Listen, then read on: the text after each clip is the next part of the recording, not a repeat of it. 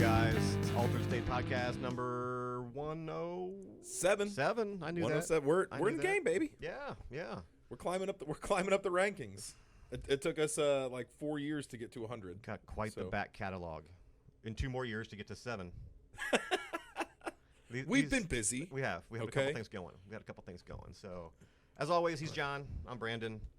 What are we going to talk about today? We did some wrestling last night. We watched a little Summerslam last night. What were your thoughts on SummerSlam? You are I have some thoughts, but obviously you're more the wrestling aficionado here. Overall, it was enjoyable. It was entertaining. I feel like I'm always hoping for a little more shenanigans.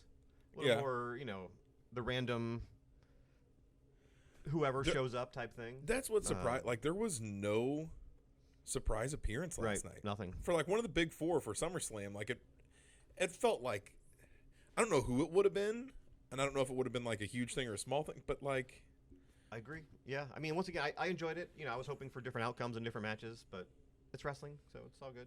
I don't take it personally. I'm just here for the fun, here for the tights and the slams, So more. My buddy, because we're buddies. Yeah. My boy Finn Balor lost. That's the biggest thing that hurts. Other than that, what the fuck are they doing with him, man? He's just a good guy to lose to all the time because they build him up, and they're never gonna be the man, but that's who the man has to beat. You know what I mean? You got to have a guy. You got to have your Iron Sheik you got to have your jobber. You got to have but the jobber also has to be a possibility to win the title. Interesting enough. You know what I mean? Yes. Yeah. Yes. And just quite never get there. I mean, think of, everybody who wrestled Hogan in the 80s, they never had a title because fucking Hogan had it forever. I guess that's true. You know what I mean? All those guys never had a title. That's a lot of dudes until the Ultimate Warrior stumbles along. Anyways. That's a lot of dudes. It's a lot of dudes. A lot of dudes. That's a lot of dude. Yep. So, what'd you think as a casual wrestling fan? I liked it. I still think the most interesting match of the night to me was the first match. That's fair. I think that Logan Paul Ricochet match was super fun. It was a much better wrestling match than I thought it would be. It was full of spots, which I thought it would be too, but it was also a complete match. It wasn't just good. Yeah, 100%. And there wasn't really any of the other matches that. Well, and I think it was almost jumped on me that way. It was almost too good because after that, everything was a bit of a letdown. It kind of was. I mean, that was the most athletic of the night, obviously, and it seemed to be the most crowd pleasing overall. Yeah, start to finish, they were kind of into it. I know it was the first match, so they had a lot of energy, but it was just kind of It was a ho-hum night. A regular old pay-per-view. Right, it didn't feel like a It Summerslam. didn't feel right. It didn't feel special. Right. It was a perfectly fine show. The Cody win was awesome. But that was a cool match. Cody Lesnar, it wasn't a great match. I mean, Lesnar just beat the shit out of him for 20 minutes, and then Cody got some offense in it there in the end, and which is usually how they book Brock Lesnar to lose, make him look like an animal, and then he loses, but he still looked good doing it. You think that's his retirement match? No. Nah. His retirement match will be a Mania thing again. Yeah. And it's weird with him because I don't know if he's I think he's the kind of guy who would put somebody over to continue who's the next beast, who's the next unbeatable guy. Right. I don't know if you have that guy right now in the WWE per se, so I don't know how he goes out right now. I don't know who else is a beast. To bring back Bray Wyatt? Yeah. I like Bray Wyatt, what he does. He's awful injury prone, and his storylines sometimes are great or they're just god awful. Yeah. Sometimes you get a great. That Fiend shit was just kind of like. Some of it was early was cool, and then next thing you know, you're wrestling. It got super cheesy. Mountain Dew dark match. You know what I mean? Yeah. That stupid. It's all gimmicky stuff a lot of times. Yeah, it got super cheesy. Yeah, it just. So anyway, I don't want to shit on Bray Wyatt. I enjoyed what he did. Yeah, fuck that guy. Right. But like I said, other than that, it's kind of just a la-di-da pay-per-view. I would expect a little more. Didn't highly disappoint. Didn't impress necessarily. Yeah. Well, I mean, I guess going into it, I didn't have really high expectations. I feel like Royal Rumble and WrestleMania, I had things that I wanted to see. and was let down. Whereas this time, I didn't come into this with any sort of want. Sure. Like I anticipated, or I think the writing was on the wall that the Cody Lesnar story was going to come to an end one way or the other. So it's like, okay, you knew that was going to happen. You knew Roman's not going to lose to Jey Uso. Like that's just sure. I agree. That's not how it's going to end. Right. So that was kind of a foregone conclusion. Yep. The other, though they did well with that match, considering you pretty much knew the outcome the whole time, it was still entertaining for the most part. It dragged a little bit. It was a little longer than it needed to be. But that's what pay-per-views are. Yeah, they made Jay. They made for a minute him actually look competitive. Sure. Yep. They made him look good because it took 2 outside interference to beat him. So they made him look good losing again, but yeah. But you knew he was going to lose. Right. They're not giving up the chili pepper necklace. It's just that's Roman's forever. That chili pepper necklace is the most ridiculous gimmick. He is never gonna give it away now. Can we get sued for that? We don't have the money for that. No, man, you're tone deaf. Fair enough. It's not lying. Who knows? No one's going to be able to direct that. I don't want to get a lawsuit from Flea. That's the worst. I have to go to court for Flea. No, I don't know. Well, I mean, we got a cease and desist from WWE already. We might as well. We did. Add it to the list. Throw the add it to the wall. RHCP. Anyways. So overall, it was fine. Yeah. Anytime you get to sit around the comic shop with friends, we watched it at a comic book shop. It's a good night. It was a fun time. Absolutely. It was what it was supposed to be. Entertaining. Fun was had by all. Yeah. Would have I liked other outcomes? Sure. I just feel it's not even that I wanted other outcomes necessarily. Like, sure, it would have been. I think Finn winning would have been. I would have liked that. Yeah. But it didn't. Yeah. It didn't change anything for me. I would have liked more guests though. Sure. I would have liked them to make it feel as big as it should have been. Yeah. Like when you have like SummerSlams, that's a big deal. Agreed. Like it should. And honestly, I necessarily wasn't. We got in Detroit, and the only thing we could get was an intro from Kid Rock. Yeah, I mean he's busy shooting up beer.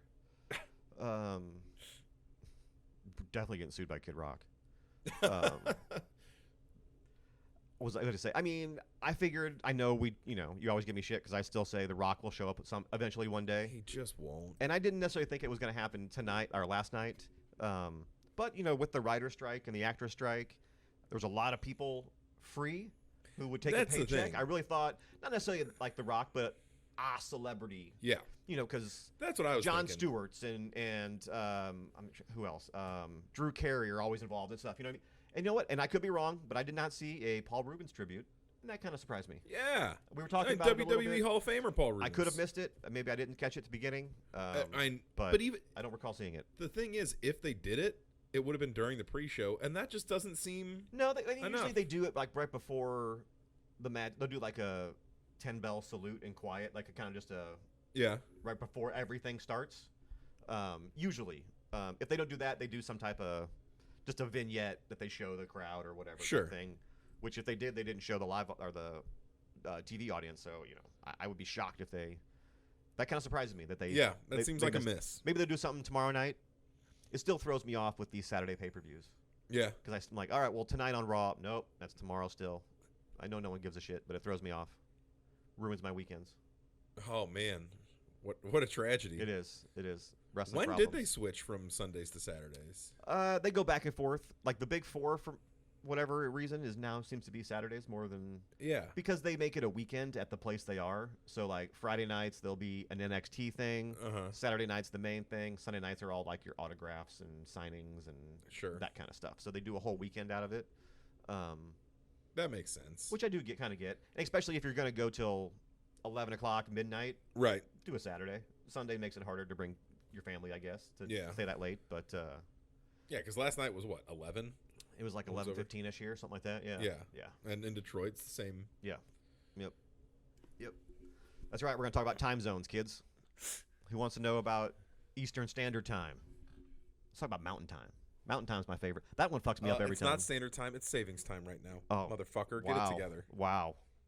Uncouth. Next topic. So we did get a new trailer for Ahsoka. I am so fucking geeked for that. It looks show. pretty awesome. Yeah. Yep. Like Rebels is by far my favorite of the animated shows. Like, yeah, and like by a lot, not by just a little bit. And this feels like it's going to be Rebels season 5, sure, but in live action. Yeah. I think it'll take a handful of scenes from just like callbacks and stuff like that. Oh, yeah, but and it's going to be the same characters. Like we're following Ahsoka and Hera and Sabine. Yep. And Ezra and Thrawn. Yep. Like, yep. We're gonna have that squad, and Amazon leaked in their toy thing a Hayden Christensen. I saw that. Yep. So we are gonna like. I mean, it was expected. Is it It's an Anakin, right? It was Anakin. Yep. So it's gonna be like a callback. So there's thing. So I think I don't know if they're gonna do this or not, but what I've heard, and I think could either be really awesome or really lame, is they're going to do a lot with the World Between Worlds plot device. Yeah. So like appear in certain So like for those of you that have not gone deep on the Star Wars animation,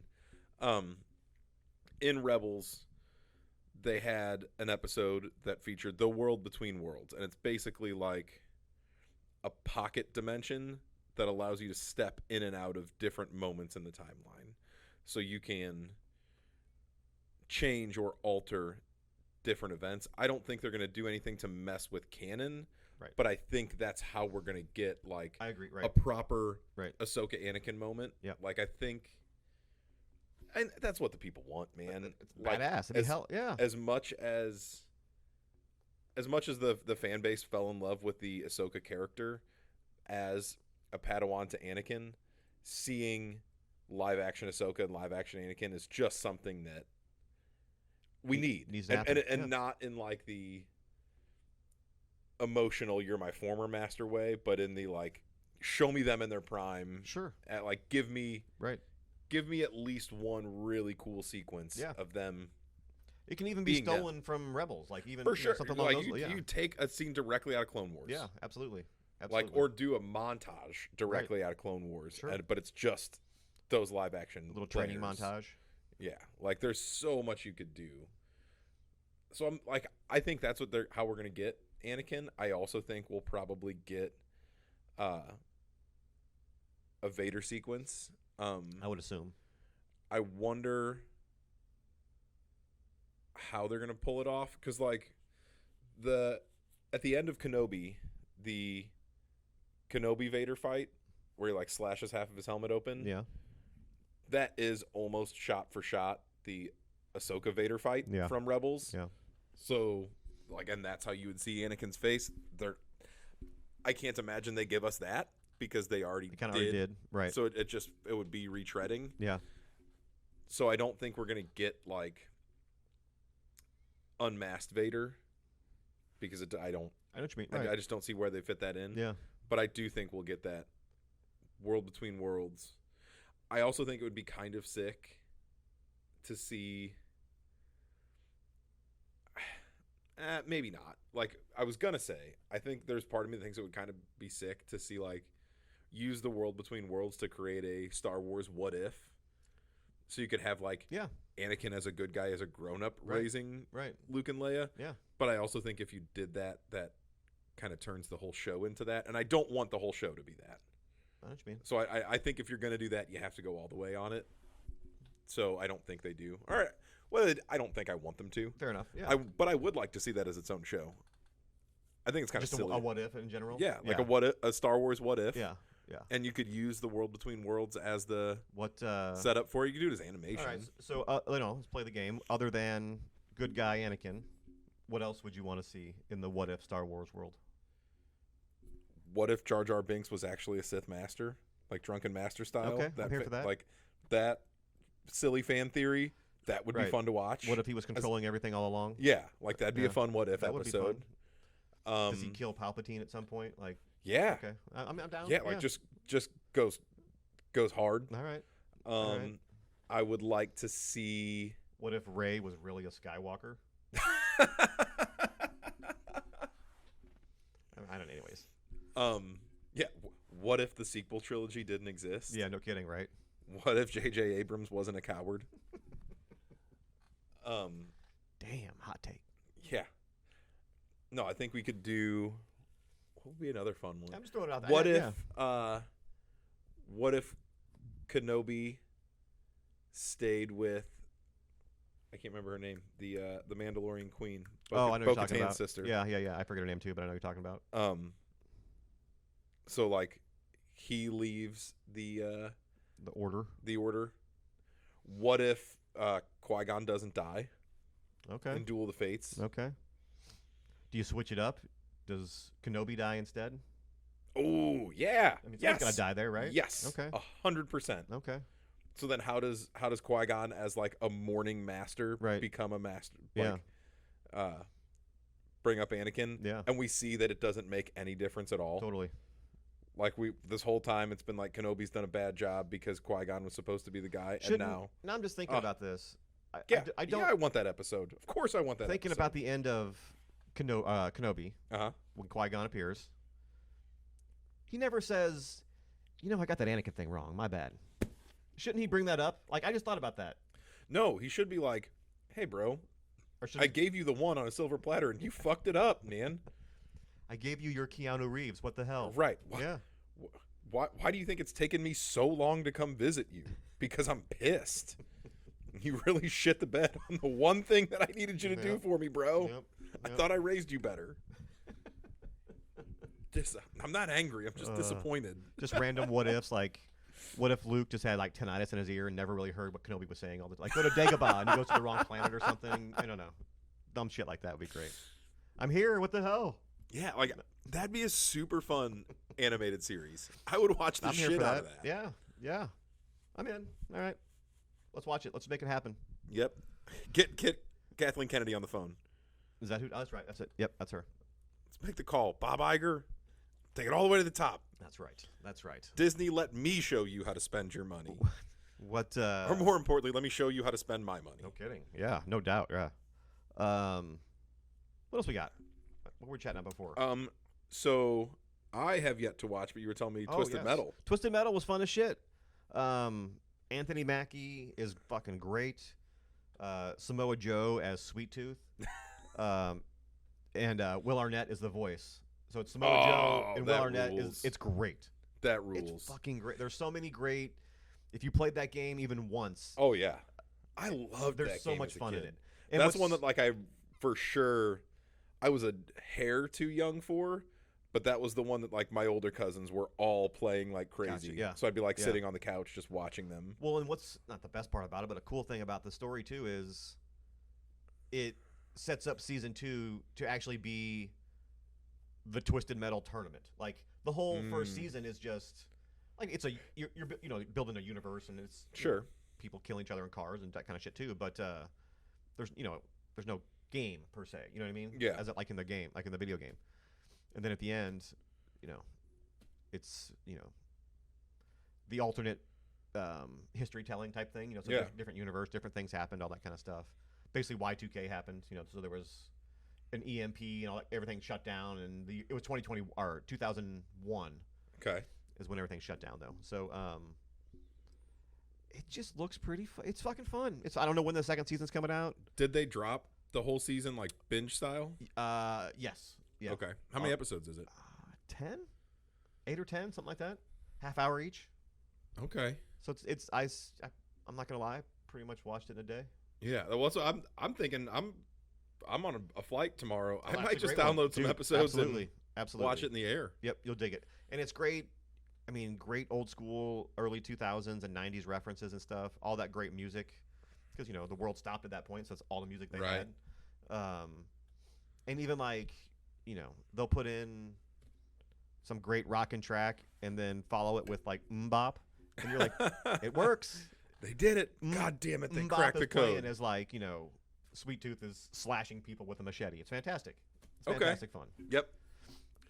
That sounds like fantastic fun. Totally. Mbop, as Sweet Tooth is slashing someone with a machete. It's something you want to watch on a plane so everybody around you can enjoy at the same time. Certainly. I'll have my kids on either side of me. I'm sure they'll be thrilled. You know what's hilarious about that, though?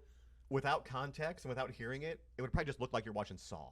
You know what I mean? Like, someone's going to be like, what the fuck is this guy doing? I mean, not all of it is that graphic. There's a couple. It's not even graphic. It's just a lot of implied stuff. Yeah. But it's still, it'd be a R, obviously, but it's a TVMA. It's fun as shit. Anthony Mackie kills it.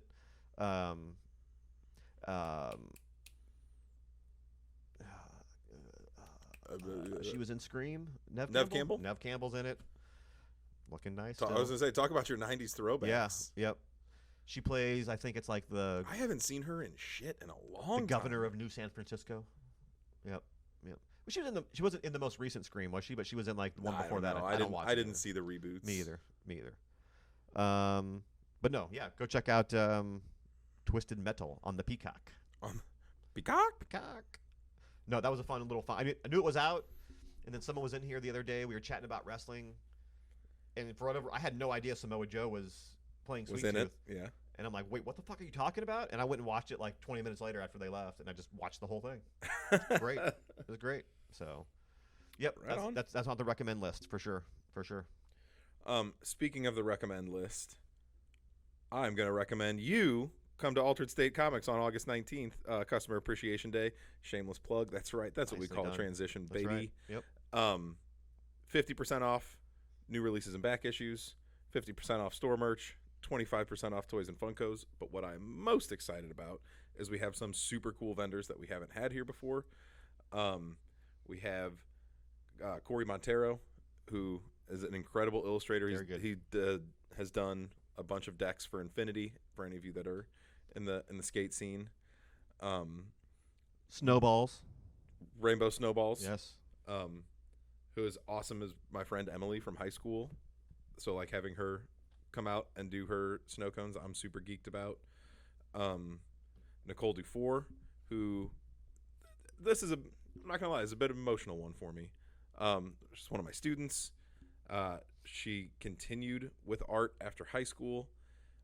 She just graduated from UMSL with her degree in graphic design, and she published her first children's book that she wrote and illustrated, and she's going to be up here with her book and some art that she made. So that I'm not gonna lie, I'm a little bit emotional about that one.